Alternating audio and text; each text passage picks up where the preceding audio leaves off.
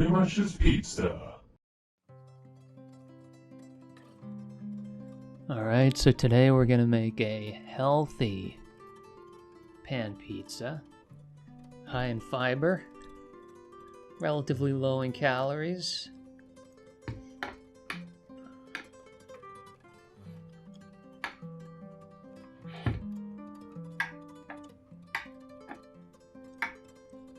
So here we've got our bread flour and our rye flour. Rye flour is good for that extra fiber content.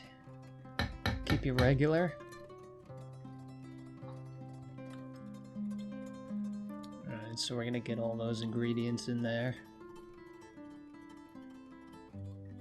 You don't really have to spread them out, but you'll speed things up in a minute.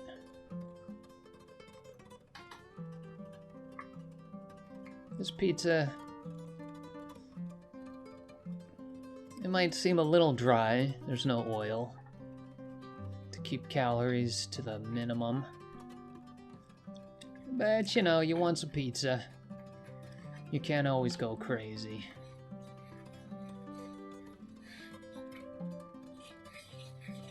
Alright, so get everything together. Make sure it's all well incorporated. Dump in the water. It could be cold, room temperature, whatever. Tap water, maybe. Now, you might not have a hand mixer, but they cost about 20 to 30 bucks. It's definitely worth it. I used to use a stand mixer, but for one or two doughs, I find this thing works a lot better. Takes a little more effort, but we could all use the extra exercise. Alright, almost done. Doesn't have to be super duper mixed. Time is gonna do most of the work.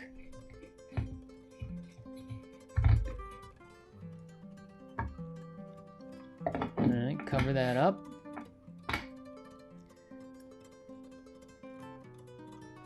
Now, I usually leave it for, 3, 4, 5 hours. But whatever fits your schedule. Ooh. So now it's been fermenting for a while. Just want to fold it over a little bit. That'll help to develop those gluten strands.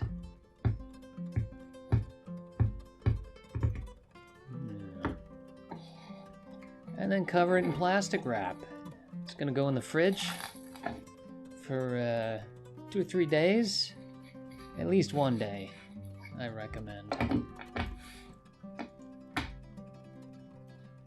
Okay, fantastic. So give it plenty of time to warm up before you're gonna bake it. If it's still cold, it's gonna be a real pain to spread in that pan.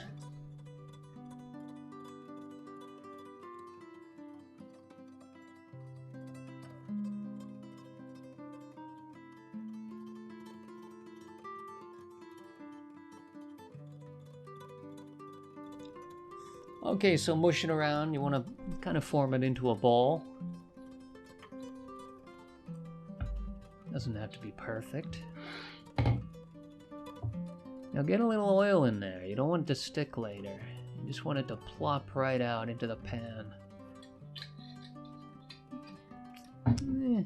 It's fairly little. Now we're using avocado oil. Olive oil, maybe. Stay away from, all those other oils. Avocado or maybe pure olive oil are your best choices. Alright, make sure it's coated. Don't want it to get stuck in there later. Alright, now we're going to prepare some vegetables. We got a fungi. And a little bit of onion there.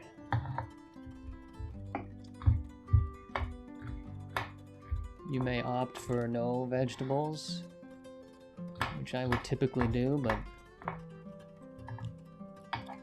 hey, sometimes you want a little something extra.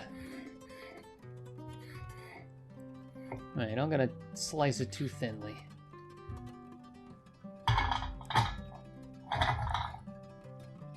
Alright, get that pan nice and hot. A little more avocado oil. I use Costco brand. Kirkland. Nope. Chosen Foods.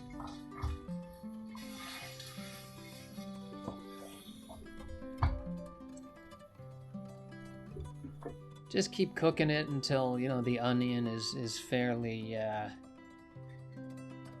floppy. Okay, now it's time to pan the dough. Now, not a lot of oil, again, just enough to cover the bottom.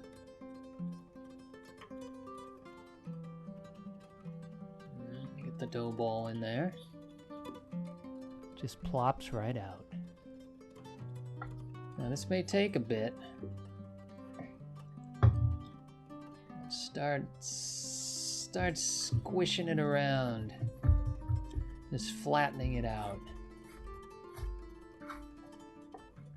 For this pan size, you know, you got to adjust for your pan size. Should be just about enough.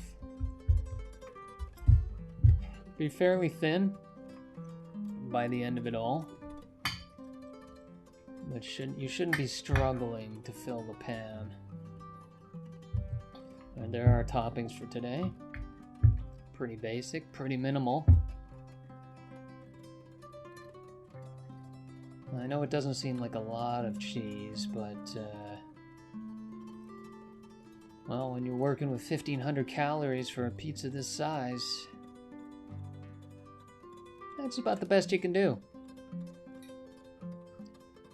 Get your sauce on there.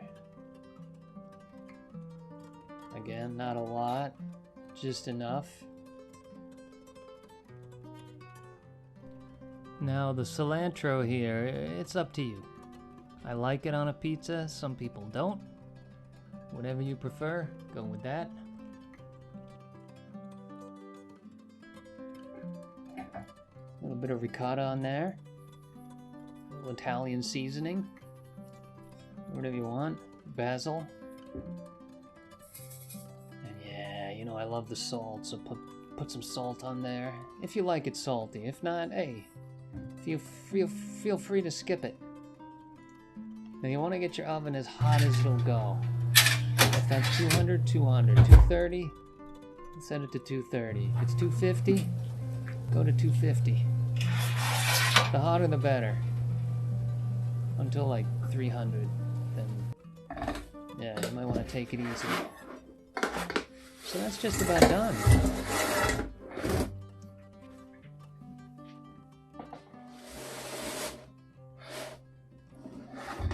Let's get that bad boy cut. Oh yeah.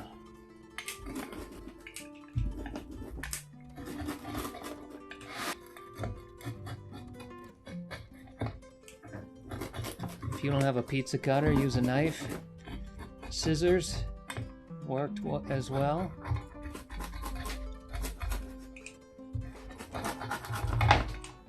Yeah.